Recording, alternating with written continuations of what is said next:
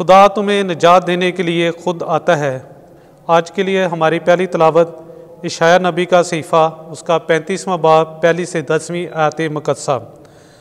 خداوند فرماتا ہے، بیابان اور ویرانہ خوشی کریں، دشت شادمان ہو اور پھولے، وہ کرکم کی طرح کھلے گا اور پھولے گا، اور گیت گاتے ہوئے بڑی خوشی کریں گے۔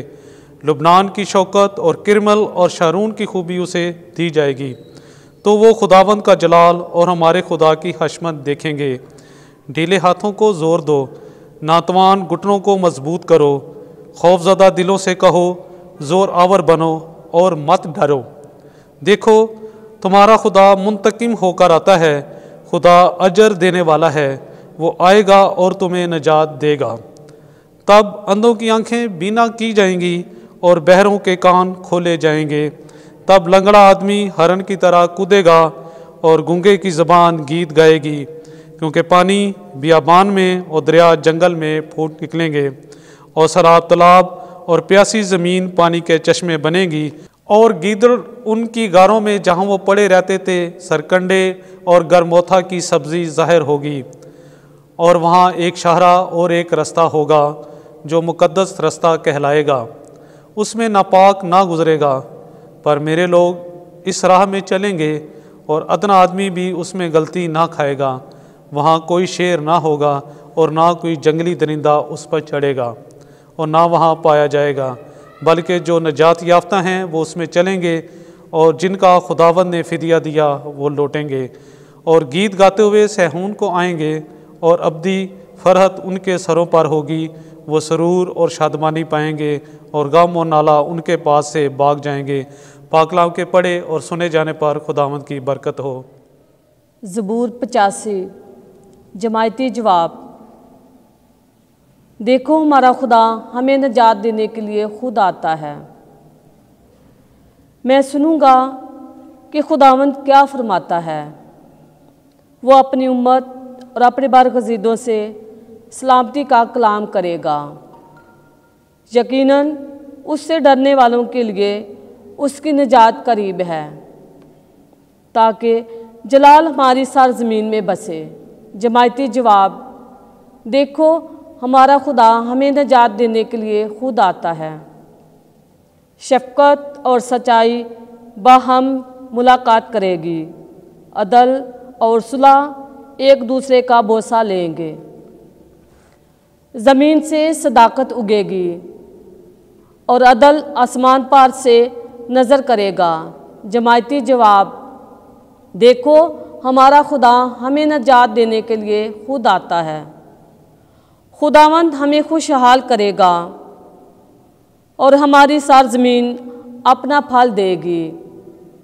عدل اس کے آگے آگے چلے گا اور نجات اس کے قدموں کی راہ میں چلے گی۔ جماعتی جواب۔ دیکھو ہمارا خدا ہمیں نجات دینے کے لیے خود آتا ہے۔ خداوند آپ کے ساتھ ہو۔ انجیل مقدس لوکا کے مطابق اے خداوند تیری تمجید ہو۔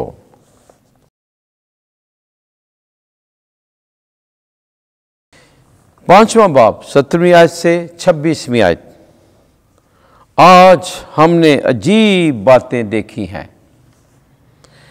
ایک دن یسوع تعلیم دینے بیٹھا تھا تو فریسی اور علماء شرع پاس بیٹھے ہوئے تھے، جو جلیل اور یہودیہ کے ہر قصبہ اور یروشلم سے آئے ہوئے تھے، اور خداوند کی قدرت شفا بخشنے کو اس کے ساتھ تھی۔